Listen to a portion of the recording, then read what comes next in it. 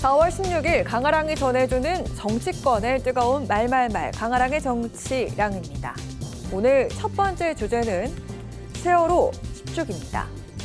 2014년 4월 16일 진도 앞바다에서 304명의 목숨을 앗아간 세월호 참사가 오늘로써 10년이 됐습니다.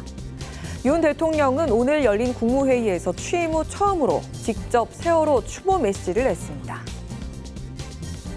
10년이 지났지만 2014년 4월 16일 그날의 상황이 지금도 눈에 선합니다. 안타까운 희생자들의 명복을 빌며 유족 여러분께 다시 한번 심심한 위로의 뜻을 드립니다. 정치권에서도 일제히 애도의 뜻을 나타냈습니다. 국민의힘 정의용 수석 대변인은 여전히 크고 작은 사고로 국민들의 생명이 위협받고 있다며 정부와 여당은 참사 재발을 막기 위해 모든 역량을 쏟겠다고 다짐했고, 민주당 이재명 대표는 다시는 국가의 무능과 무책임으로 국민의 목숨이 헛되이 희생되지 않도록 정치의 책무를 다하겠다고 밝혔습니다. 문재인 전 대통령도 SNS를 통해 아직도 이행되지 않고 있는 사회적 참사 특조위 권고사항들이 조속히 이행되길 바란다고 적었고, 조국혁신당의 조국 대표 역시 세월호 참사 10주기를 기리면서 12구 이태원 참사 또한 제대로 진상을 밝히고 책임자를 처벌할 수 있도록 최선을 다하겠다고 밝혔습니다. 오늘 안산에서 열린 세월호 기억식에 참석한 여야 원내대표의 메시지도 이어졌습니다. 유가족 분들에게도 깊은 위로의 말씀을 드립니다.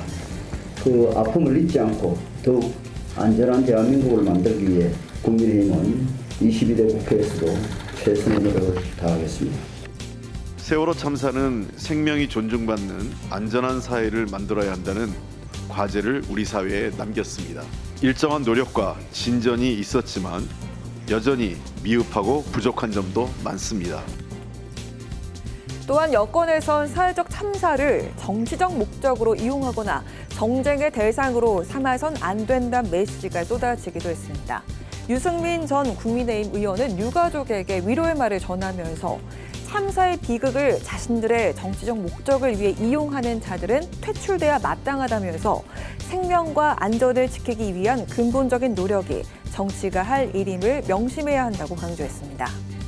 개혁신당 이준석 대표는 지난 10년간 겪었을 트라우마는 사고 그 자체보다도 둘로 갈라진 대한민국 정치권 때문이었다고 반성한다면서 정치권의 책임을 돌아보기도 했습니다.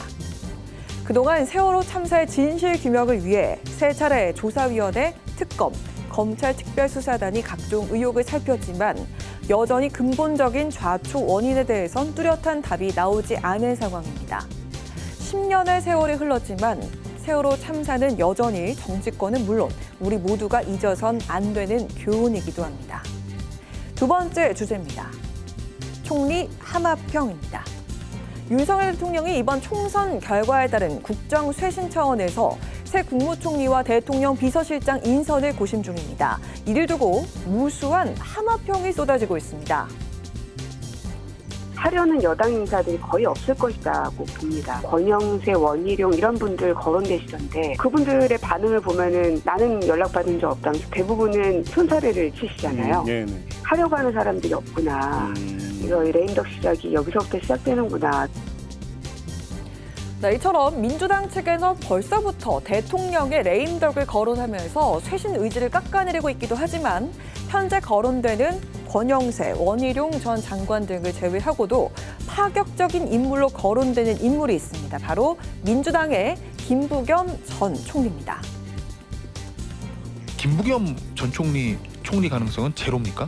만약 그런 정도 대통령 때 결심을 하고 한다고 하면 뭐 전 좋은 카드라고 생각합니다. 그 야당의 상임선대위원장을 맡았던 그런 분을 총리 임명한다고 하면 실질적으로 뭐 표면상은 고국내각이라고 언론에서는 평가하지 않겠습니까? 그런 정도 결심을 하기는 쉽지 않겠죠.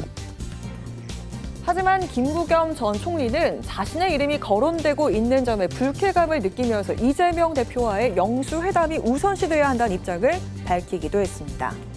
그런가 하면 야권에선 윤 대통령과 대척점에 서왔던 유승민 전 의원을 발탁해야 한다는 주장도 나오면서 이른바 유승민 국무총리설이 부상하고 있기도 합니다. 국민의힘의 내부 생각은 과연 어떨까요? 왜 자꾸 유승민 총리설을 얘기하는지 모르겠어요. 현실화 되게 어렵다. 어려운 카드라고 보는데 예. 일종의 이간계? 아하. 예를 들어서 유승민 총리가 되면 뭐 당 내분이 우리 국민의힘이 더 심해지고 뭐 그러면 윤석열 대통령의 레임덕이 더 빨라지고 이런 것들을 겨냥해서 자꾸 유승민 총리설에 군부를 떼는 게 아닌가. 사실 당내에서는 유승민 총리설과 관련해서 전혀 얘기한 사람들은 제가 들어보지 못했거든요. 후임 국무총리와 비서실장 인선의 큰 방향은 협치형, 소통형, 정무형의 방점이 찍힐 것으로 전해지고 있습니다. 무수한 함합형 속 대야 소통을 위한 합리적인 인물에 대한 기대감이 커지고 있습니다. 지금까지 강아랑의 정치랑이었습니다.